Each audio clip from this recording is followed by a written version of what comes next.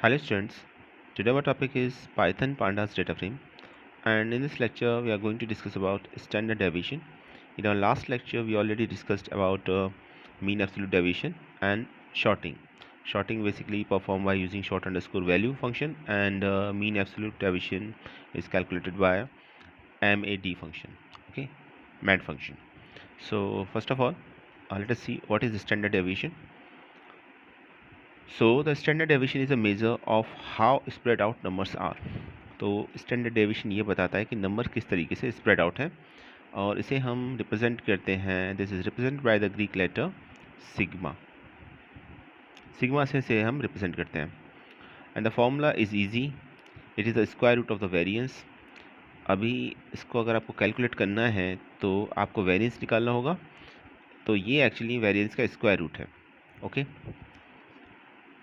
So first of all we have to calculate the variance. After that you can easily calculate standard deviation. तो standard deviation निकालने के लिए variance को calculate करना ज़रूरी है. एक बार आपने variance calculate कर लिया तो standard deviation भी आसानी से निकाल सकते हैं, और बस आपको स्क्वायर रूट लेना होता है variance का. तो सबसे पहले यही देखते हैं कि variance क्या है. ओके. तो चलिए मैं थोड़ा सा जूम कर देता हूँ इसको, स्लाइड को.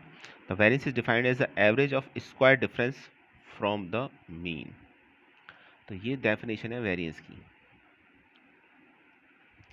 एवरेज निकालना है. किसका एवरेज निकालना है? डिफरेंस इसका. मीन से डिफरेंस निकालना है वैल्यूज़ का, उसको स्क्वायर करना है और फिर उसका एवरेज निकालना है. ठीक है. तो 3 पार्ट्स हैं इसके, 1 2 3.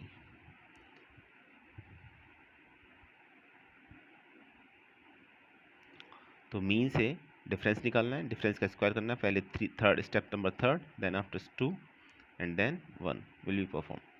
चलिए सिंप्लिसिटी के लिए इसको ऐसे करते हैं. आपको 1 2 3 पहले आपको मीन निकाल के डिफरेंस निकालना है, उन सभी डिफरेंसेस का स्क्वायर निकालना है, और फिर जो वैल्यूज़ मिलेगी उन सबका मीन निकालना है.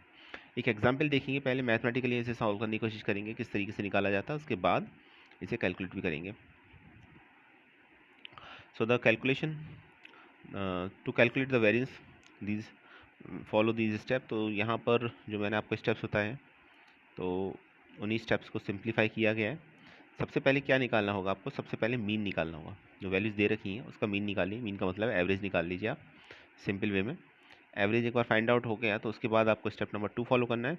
That means then for each number subtract the mean and square the result. अब जो मीन में से आपको जो वैल्यूज़ हैं उसको सब्ट्रैक्ट करना है, और सब्ट्रैक्ट करने के बाद स्क्वायर कर देना है. ऑब्वियसली जब स्क्वायर करेंगे तो वैल्यू पॉजिटिव ही आनी है. तो हमारे पास डिफरेंट पॉजिटिव वैल्यूज़ मिलेंगी. उसके बाद इन सभी वैल्यूज़ को सम अप करके फिर से इसका एवरेज निकालना है. तो see the point number third, the work out the average of those square differences. अब जो भी स्क्वायर डिफरेंसेस हैं उनका फिर से मीन निकालना है आपको. तो बड़ा आसान सा तरीका है. सबसे पहले वैल्यूज़ दे रखी होंगी, उनका मीन निकालना है.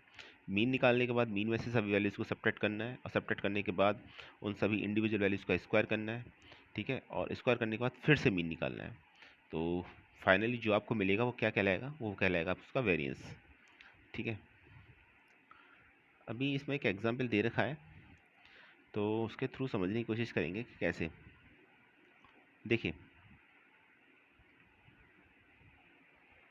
सपोज ये डिफरेंट ब्रीड के ये डॉग्स हैं. ठीक है. इन सभी की अलग अलग हाइट है, और इनकी सबकी हाइट को हम मिलीमीटर्स में मेज़र करते हैं. क्लियर? मिलीमीटर में मेज़र करते हैं. तो हाइट जो ले रहे हैं हम शोल्डर तक ले रहे हैं. तो जो हाइट है वो कितनी है? 600 मिलीमीटर है, 470 मिलीमीटर है. ये देखिए, ये यहाँ जाएगा तो 470 मिलीमीटर के तकरीबन जाएगा. ये 170 मिलीमीटर है, 430 मिलीमीटर है, और 300 मिलीमीटर है.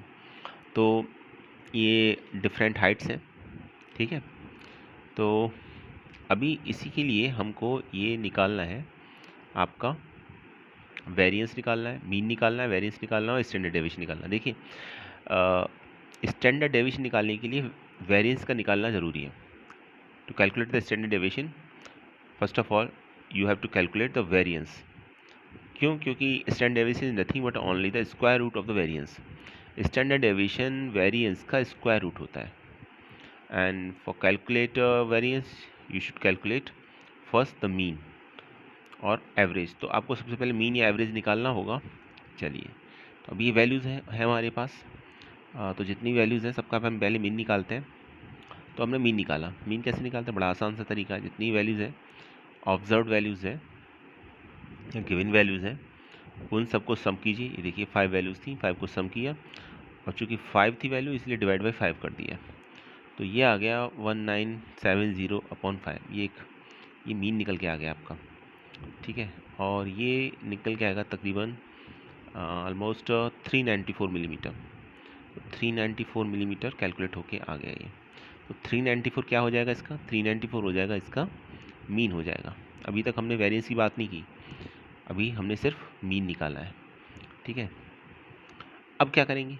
अब ये जो 394 है, ठीक है, अब हमको वेरिएंस निकालना है। इस 394 वैल्यू में से, एक मिनट, हाँ, इस 394 जो इसका मीन निकल के आया है, ये जितनी भी इंडिविजुअल वैल्यूज़ हैं ये मीन निकल के आया है, चाहे वो 600 हो गया या 470 हो गया या 170 हो गया या फिर 430 हो गया या फिर 300 हो गया, इन सभी को सब्ट्रैक्ट करना है 1 बाई 1 और सब्ट्रैक्ट करने के बाद इनका स्क्वायर लेना है क्योंकि हमें निकालना है वेरिएंस। ये स्टेप नंबर 2 था, अभी जो आपको थोड़ी देर पहले बताया था, ठीक है। तो मीन में से डिफरेंस निकालना है, तो डिफरेंस निकालने के बाद स्क्वायर करना है। तो देखिए यही पॉइंट नंबर 2 है।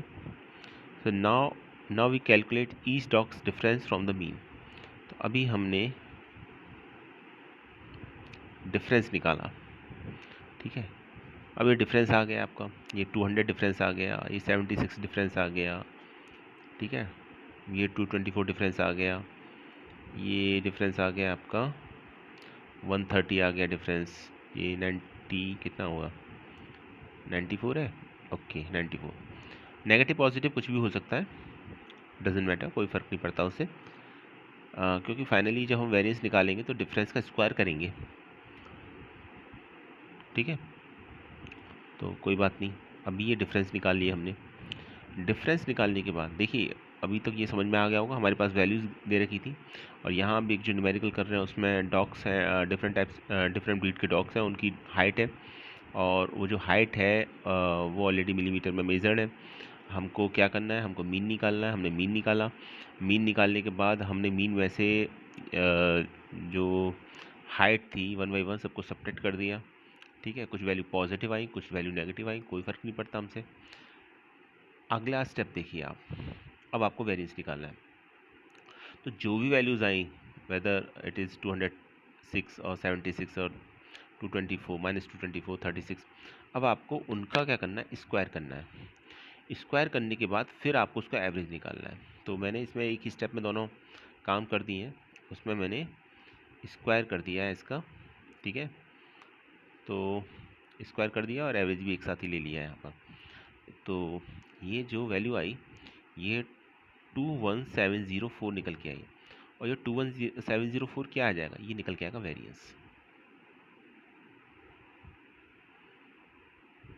ठीक है। वेरिएंस निकल के आ गया और हमें एक बात बहुत अच्छी तरीके से पता है, अभी जो आपको स्टार्टिंग में बताई थी हमने कि स्टैंडर्ड डेविएशन क्या होता है? स्टैंडर्ड डेविएशन होता है वेरिएंस का स्क्वायर रूट। तो अगर मैं स्टैंडर्ड डेविएशन को सिग्मा से रिप्रेजेंट कर रहा हूँ तो वेरिएंस को सिग्मा स्क्वायर से रिप्रेजेंट करेंगे, क्योंकि सिग्मा स्क्वायर का जब स्क्वायर रूट लेंगे तो सिग्मा ही तो आएगा। क्लियर? ठीक, तो ये हो गया आपका। तो अभी जब आपका वेरिएंस निकल जाएगा और आपको आगे स्टैंडर्ड डेविएशन निकालना है, तो अब आपका जो स्टैंडर्ड डेविएशन निकल के आ जाएगा वो 147 निकल के आ जाएगा मिलीमीटर में, क्योंकि हाइट को हमने मिलीमीटर में मेजर किया था। तो ये हो जाएगा आपका स्टैंडर्ड डेविएशन,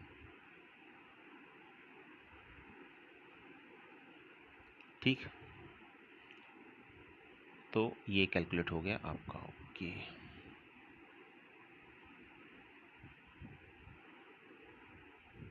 इससे क्या कंक्लूजन निकला? क्वेश्चन यहाँ पर ये निकल के आता है।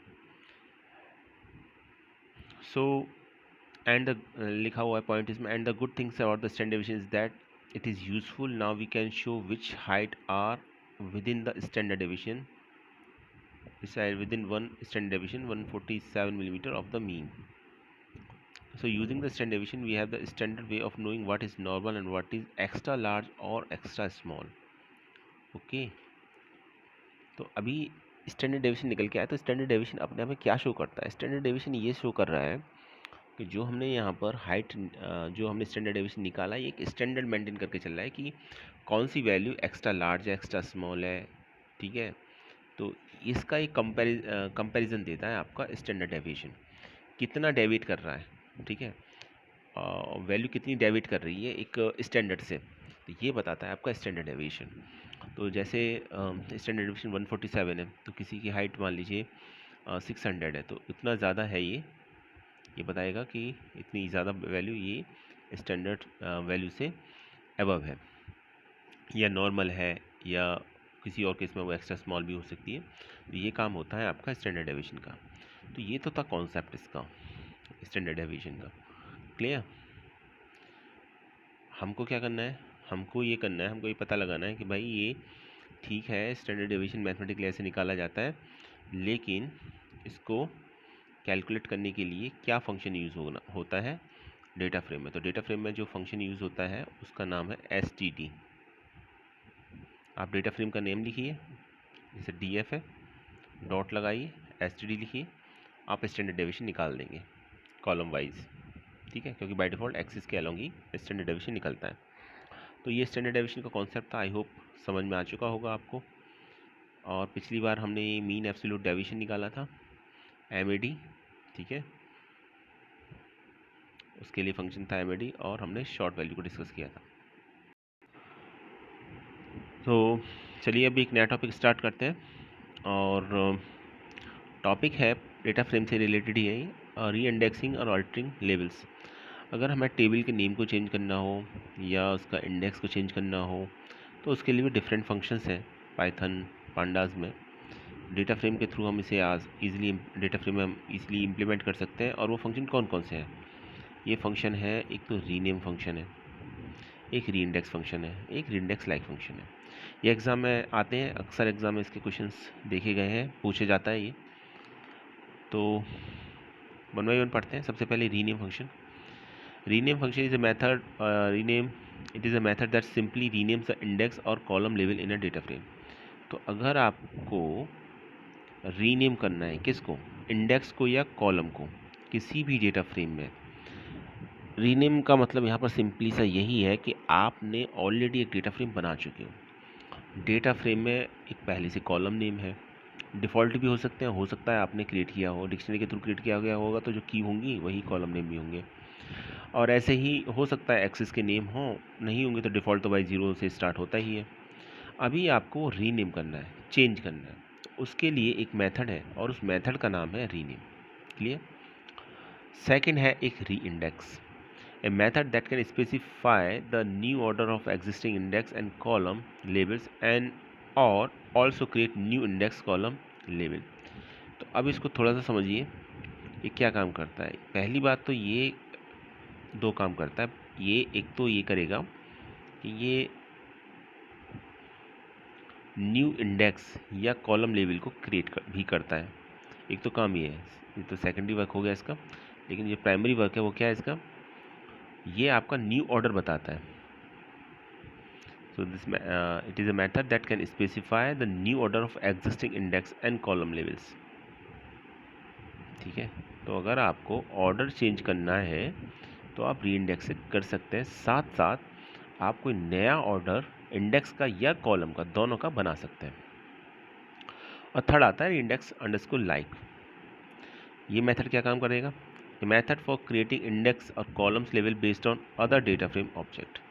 अब पहले से कोई डेटा फ्रेम बना हुआ है, आप उसकी तरीके से किसी दूसरे डेटा फ्रेम के अंदर आप इंडेक्स या कॉलम लेवल बनाना चाह रहे हो, तो वो भी पॉसिबल है। यानी with the help of another data frame you can create index और we can say that column name और column name by using reindex underscore like function. दूसरे डेटा फ्रेम की हेल्प से एक किसी पर्टिकुलर डेटा फ्रेम में आप index का या कॉलम का लेवल चेंज कर सकते हो, तो उसके लिए एक फंक्शन है रीइंडेक्स अंडरस्कोर लाइक। तो ये तो था थ्योरेटिकल डिस्कशन। अब थोड़ा प्रैक्टिकली करके देखेंगे तो समझ में भी आएगा ये और क्लियर होगा। तो पहले हम स्टार्ट करते हैं, रीनेम की बात करते हैं, रीनेम मेथड की बात करते हैं। सो इसका सिंटैक्स बड़ा सिंपल है। सिंटैक्स ये है कि आपको क्या करना है, डेटा फ्रेम का नेम लिखना है, डॉट लगा के रीनेम लिखना है, और फिर इसके पैरामीटर्स वैल्यूज़ हैं। आप देख पा रहे होंगे मैपर है, एक्सेस है, इन प्लेस है। ठीक है, एक्सेस की जगह कॉलम भी हो सकते हैं, क्योंकि दोनों को ही रिप्लेस करने का काम करता है। ये एक्सेस 0 या 1 कोई भी एक ले सकते हैं हम, और पर्टिकुलर किसी कॉलम को हम रीनेम करना चाहें तो फिर वहाँ पर हम कॉलम्स का नेम लिखेंगे। ठीक है, चलिए एक एग्जाम्पल के थ्रू देखते हैं। देखिए, इसमें पैरामीटर्स डिफाइन कर रखे हैं। एक्सेस का मतलब है 0 1, और str डिफ़ॉल्ट इज़ 0, ये तो पता ही होगा आपको। एक पैरामीटर होता है इन प्लेस, ये बूलियन वैल्यूज होती है, इसकी बाय डिफ़ॉल्ट वैल्यू फॉल्स होती है। Which returns a new data frame with rename index or labels. If true, then changes are made in the current data frame and new data frame is not returned. अगर इसकी value true है तो नया data frame return नहीं होगा, और जो भी चेंजेस होंगे वो उसी डेटा फ्रेम के अंदर चेंज होंगे। तो सबसे पहले एक हम डेटा फ्रेम लेते हैं, एक ओरिजिनल डेटा फ्रेम है, इसका नाम है हमारे पास NDF, ये हमने क्रिएट कर दिया। अभी देखिए डेटा फ्रेम में, अब आपको इससे क्लियरली समझ में आ जाएगा। इसमें कॉलम के नेम क्या हो गए, 2016, 17, 18, 19, ये डिफरेंट कॉलम्स के नेम हो गए। रो क्या हो गई, Q2R1, Q2R2, Q2R3 और Q2R4, ये रो हो गई। अभी हमको रीनेम करना है। ठीक है, तो हमने क्या काम किया, हमने सबसे पहले लिखा NDF। NDF क्या है यहाँ पर, data frame, new data frame को रिप्रेजेंट कर रहा है, ये एक्चुअली डेटा फ्रेम का नेम है। डॉट करके हमने रीनेम किया, फिर हमने इंडेक्स लिखा, इंडेक्स पैरामीटर लिखा, Q2R1 कॉलन 1 लिखा, Q2R कॉलन 2 लिखा, Q2R कॉलन 3 लिखा, Q2R कॉलन 4 लिखा। तो क्या हुआ इससे, इससे ये हुआ, पहले आप ओरिजिनल देख लीजिए। ओरिजिनल में डेटा फ्रेम के नेम क्या थे, डेटा फ्रेम के एक्सेस के नेम क्या थे, Q2R1, Q2R2, Q2R3 और Q2R4। और अब क्या हो गया, अब हो गया 1, 2, 3 और 4। तो क्या हुआ, चेंज हो गए, नेम चेंज हो गए। Q2R1 से Q2 1, Q2R2 से 2, Q2R3 से 3 और Q2R4 से 4 में वो कन्वर्ट हो गए, आपके चेंज हो गए। या आप कुछ और भी कर सकते थे। यहाँ ये बात इंपॉर्टेंट है, मैं थोड़ा सा जूम कर देता हूँ, इसको दिखाई देगा आपको क्लियरली। यहाँ ये बात इंपॉर्टेंट है कि जब हमने इसको रीनेम किया तो इंडेक्स को रीनेम कर रहे हैं हम यहाँ पर, ये देखिए इंडेक्स को रीनेम कर रहे हैं। हम कॉलम को भी रीनेम कर सकते हैं, वो भी पॉसिबिलिटी है, वो भी करके दिखाएंगे अभी आपको। तो अभी आपने क्या काम किया, देखिए चूंकि Q2R1 एक स्ट्रिंग है इसलिए सिंगल कोट में लिखा गया है, ये 1 वैल्यू है इसलिए इस तरीके से लिखा गया है। तो आप प्रीवियस नेम दीजिए, कॉलन करके न्यू वैल्यू दे दीजिए डिक्शनरी की फॉर्म में, तो आपका ये चेंज हो जाएगा, इस तरीके से रीनेम हो जाएंगे, तो ये याद रखिएगा। चलिए आगे देखते हैं एक और एग्जांपल। अभी हमारे पास फिर से एक डेटा फ्रेम है, डेटा फ्रेम का नाम है NDF। वापस आते हैं डेटा फ्रेम पर अपने। ठीक है, अभी हमारा डेटा फ्रेम है। ठीक है, देखिए डेटा फ्रेम है तो ये ज़रूरी नहीं है कि सभी वैल्यूज़ हों वहाँ पर, NaN भी हो सकता है, NaN का मीनिंग है नॉट ए नंबर, तो ये हो सकता है। इसका मतलब ये है कि Q2R1 और 2016 पर कोई वैल्यू नहीं है। ठीक है, तो वहाँ फिर हम NaN से रिप्रेजेंट करेंगे। क्लियर, क्या होगा, 8 मिनट। ठीक, तो अभी देखिए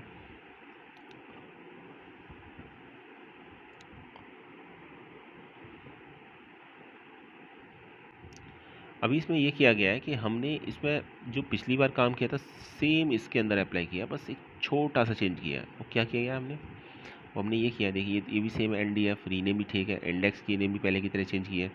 लेकिन पिछली बार क्या था कि जब हमने चेंजेस को हमने कर दिया और उसके बाद जब हमने ओरिजिनल डेटा फ्रेम को चेक किया तो ओरिजिनल डेटा फ्रेम वही था, ओरिजिनल डेटा फ्रेम में इंडेक्स चेंज नहीं हुआ। ठीक है, ठीक है, तो ये था यहाँ पर, हमने इसको प्रिंट किया तो ये चेंज हो गया, लेकिन ओरिजिनल डेटा फ्रेम अभी भी अनचेंज था। तो अभी मैं ये चाह रहा हूँ कि ओरिजिनल डेटा फ्रेम में भी परमानेंट चेंजेस हो जाएं, तो वहाँ मुझे क्या करना होगा, वहाँ पर एक पैरामीटर वैल्यू यूज़ होती है जिसको बोला जाता है इन प्लेस। यहाँ इन प्लेस यूज़ होगा और इन प्लेस की वैल्यू को आपको ट्रू देना होगा, क्योंकि बाय डिफ़ॉल्ट इसकी वैल्यू फॉल्स होती है। तो क्या होगा होगा फिर ये, जब आपने ऐसा कर दिया तो अब ये जो चेंजेस है ना, ये चेंज परमानेंट हो जाएंगे। आप ये देखिए 1 2 3 4 आ जाएंगे। पिछली बार नहीं आए थे, ओरिजिनल डेटा फ्रेम को जो हमने देखा था यहाँ पर, तो इसमें कोई चेंज नहीं था। लेकिन अब आप इसको प्रिंट कराएंगे तो अब आप देखेंगे इसके अंदर ये चेंजेस रिफ्लेक्ट होंगे। ठीक है, तो ये ध्यान रखिएगा आप। Okay I think. और एक बात और है इसमें, कोई इम्पोर्टेंट पॉइंट तो नहीं है लेकिन फिर भी समझने के लिए है कि जब हम कमांड को रीनेम कमांड यूज़ करते हैं तो वहाँ इंडेक्स अगर हम मेंशन ना भी करें, ठीक है, डायरेक्ट वैल्यू को ऐसे ही लिखते हैं QTR1 colon 1 QTR2 colon 2 QTR3 colon 3, तब भी रीनेम फंक्शन अपना काम करेगा। ठीक है, तो इसमें से प्रीवियस वाले में आप देखें तो इसमें से इंडेक्स को हटा दिया गया, इंडेक्स को नहीं लिखा गया है, तो भी ये आपका वैल्यूज़ हम देखते हैं चेंज हो जाती हैं। लेकिन उस केस में आपको यहाँ पर एक्सिस मेंशन करना पड़ेगा लास्ट में। तो या तो आपके पास दो ऑप्शन है, या तो आप यहाँ इंडेक्स यूज़ कर लो या फिर यहाँ पर एक्सिस इक्वल टू 0 लिख लो। ठीक है, तो ये दोनों तरीके हैं, तो जो आपको सही लगे या जो आपको कंफर्टेबल लगे आप जिसमें उसमें कर सकते हैं। तो ये तो हमने ये देखा कि इंडेक्स वाइज हम किस तरीके से रीनेम कर सकते हैं। अब क्वेश्चन दूसरा आता है कि कॉलम वाइज करना है तो कैसे करना है। बस उसमें याद रखिएगा जहाँ आपने इंडेक्स लिखा है वहाँ इंडेक्स की जगह वर्ड यूज़ कीजिएगा कॉलम्स, या फिर एक्सिस इज इक्वल टू लिखिएगा 1। दो तरीके हैं। ठीक है, आगे चलते हैं।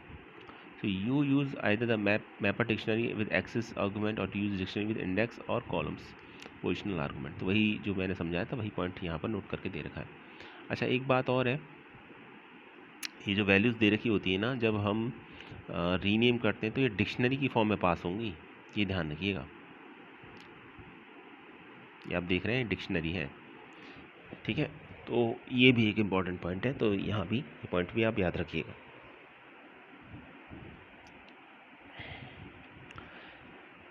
चलिए नेक्स्ट पॉइंट डिस्कस करते हैं।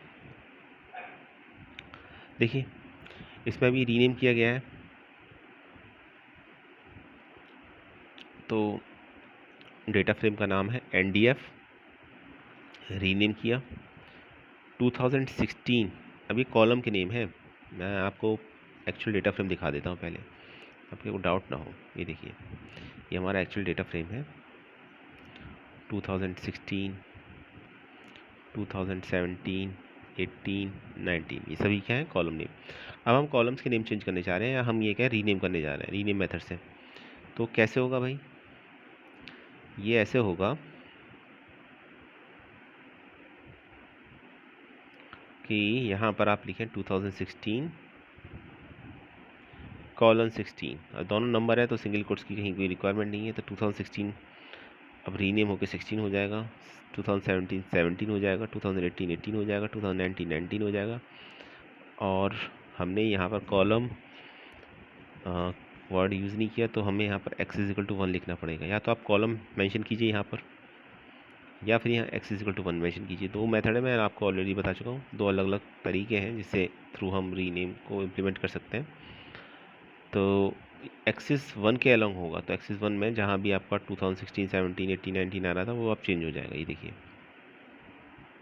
ठीक है, तो ये चेंज हो गया अब आपका। दूसरा ये है सिंटैक्स इसका, कि अगर आप एक्सिस को डिफाइन नहीं करना चाह रहे हैं तो फिर column as a parameter value को लिखें, जैसे यहाँ लिखा गया है कॉलम्स लिखा हुआ है और फिर इसको लिखा गया, तो भी रिज़ल्ट अनचेंज रहेगा, सेम रिज़ल्ट आएगा जैसे इस केस में आप देख पा रहे हैं। तो दोनों में से कोई एक आप ऑप्ट कर सकते हैं सिंटैक्स, या तो आप x इज इक्वल टू 1 लिखें कॉलम को अगर रीनेम करना है, या फिर आप कॉलम्स लिखें। पोजीशन देख लीजिएगा, कॉलम्स लिखना होता है तो पहले लिखते हैं, x इज इक्वल टू 1 लिखना होता है तो डिक्शनरी के बाद लिखते हैं, तो ये भी ध्यान रखिएगा। क्लियर,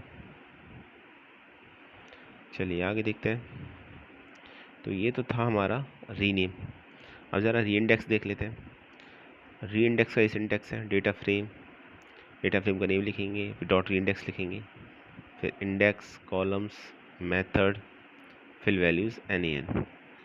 तो ये इसका सिंटैक्स है। डायरेक्ट हम चलते हैं सीधे क्वेश्चन पर, फिर इसको डिटेल में डिस्कस करेंगे तो आपको और आसानी होगी समझने में। तो री इंडेक्स में क्या काम करते हैं हम? री इंडेक्स में काम हम ये करते हैं कि हम इंडेक्स वैल्यू को चेंज कर देते हैं। ठीक है, तो चलिए देखते हैं।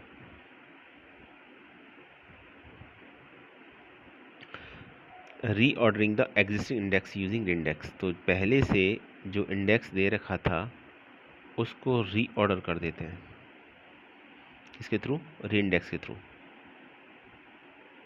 क्लियर है? और जो डिफ़ॉल्ट एक्सिस कौन सी होती है? डिफ़ॉल्ट एक्सिस होती है एक्सिस 0। चलिए अभी क्या होगा, जैसे रीऑर्डर करने का मतलब यहाँ पर ये है कि इंडेक्स चेंज नहीं हो रहा है। यहाँ पर जो इंडेक्स था, जैसे सपोज 1 2 3 4 था, अब आप उसे चाह रहे हैं 4 2 3 1 करना, तो हो सकता है। तो उसका हम ऑर्डर चेंज करना चाह रहे हैं, ऑर्डर चेंज हो सकता है इसके थ्रू, री इंडेक्स के थ्रू। देखिए कैसे, यहाँ पर लिखा है NDF dot re index QTR4 QTR1 QTR3 QTR2। ठीक है, तो दोनों में से आप कोई लिखें, मतलब एक ही है, क्योंकि बाय डिफ़ॉल्ट एक्सिस 0 होती है। तो एक्सिस इक्वल टू 0 लिखें तो, और एक्सिस इक्वल टू 0 ना लिखें तो भी, क्योंकि बाय डिफ़ॉल्ट तो एक्सिस 0 होती है। और अगर पहले से बना हुआ नहीं है तो उसे रिक्रिएट कर देगा ये। तो जब आप ये लिखते हैं तो आप देखते हैं QTR4 पहले आएगा, QTR1 उसके बाद में, QTR3 उसके बाद में, और QTR2 सबसे लास्ट में। ये देखिए QTR4 आ रहा है यहाँ पर, QTR1 आ रहा है, QTR3 आ रहा है, QTR2 आ रहा है। तो री इंडेक्स से हम इंडेक्स लेवल क्रिएट भी कर सकते हैं, और पहले से एग्जिस्टिंग अगर इंडेक्स है तो उसका ऑर्डर भी चेंज कर सकते हैं। दोनों ही ऑप्शन हैं आपके पास। तो अभी यहाँ पर हमने क्या किया, हमने यहाँ पर सिर्फ ऑर्डर चेंज किया। पहले QTR1 QTR2 QTR3 QTR4 था, जिसको हमने चेंज कर दिया QTR4 QTR1 QTR3 और QTR2 में, इंडेक्स में। ठीक है, चलिए आगे देखते हैं। ये देखिए यहाँ पॉइंट भी लिखा हुआ है, the rename the index, wait a minute, थोड़ा सा जूम करते हैं। Like rename, the reindex is to either use mapper sequence with access argument or use it with index or column positional argument। तो इसमें अभी हम इंडेक्स और column positional argument का यूज़ कर सकते हैं, या फिर हम एक्सेस को डिफाइन कर सकते हैं। तो ये दोनों के लिए है, एक्सेस के लिए भी और आपके एक्सेस के अलोंग भी, एक्सेस 0 और एक्सेस 1 के अलोंग भी हम मेंशन कर सकते हैं, या फिर हम इंडेक्स या कॉलम पैरामीटर भी यूज़ कर सकते हैं इसके अंदर। तो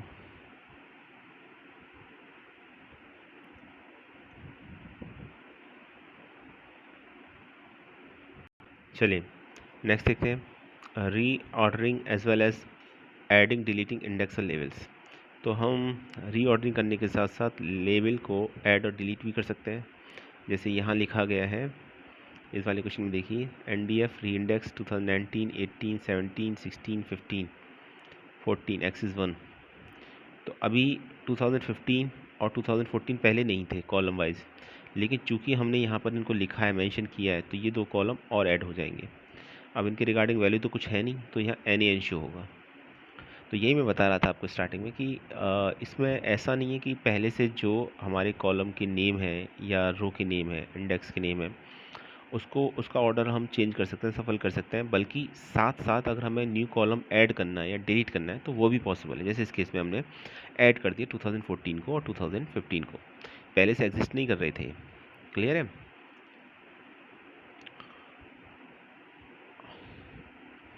और जैसे हमने यहाँ पर सिर्फ इतना लिखा, अब डिलीट करना है तो हम सिर्फ वही कॉलम मेंशन करेंगे, वही हम इंडेक्स वैल्यू मेंशन करेंगे जो हम चाहते हैं। जैसे हमने QTR4 QTR1 और QT नील किया, तो 2 और 3 को नहीं लिया, तो 2 और 3 आएंगे भी नहीं, यहाँ पर शो भी नहीं होंगे। QTR4 और QTR1 शो हो रहा है, QTR2 और QTR3 कहीं शो नहीं हो रहा। तो इस केस में हमने क्या किया, Q2 नील को तो इसमें इंसर्ट किया है, और Q2 R2 और QTR3 को डिलीट किया है, तो वो वहाँ पर उसके रिगार्डिंग डेटा शो नहीं हो रहा। क्योंकि Q2 नील को इंट्रोड्यूस किया है, इसलिए इसके रिगार्डिंग जितनी सभी वैल्यूज़ है वो आपकी एन एन के थ्रू रिप्रेजेंट हो रही है। तो ये था हमारा आज का वीडियो। नेक्स्ट वीडियो के अंदर इसी कॉन्सेप्ट को थोड़ा सा और आगे बढ़ाएंगे। Thanks for watching this video.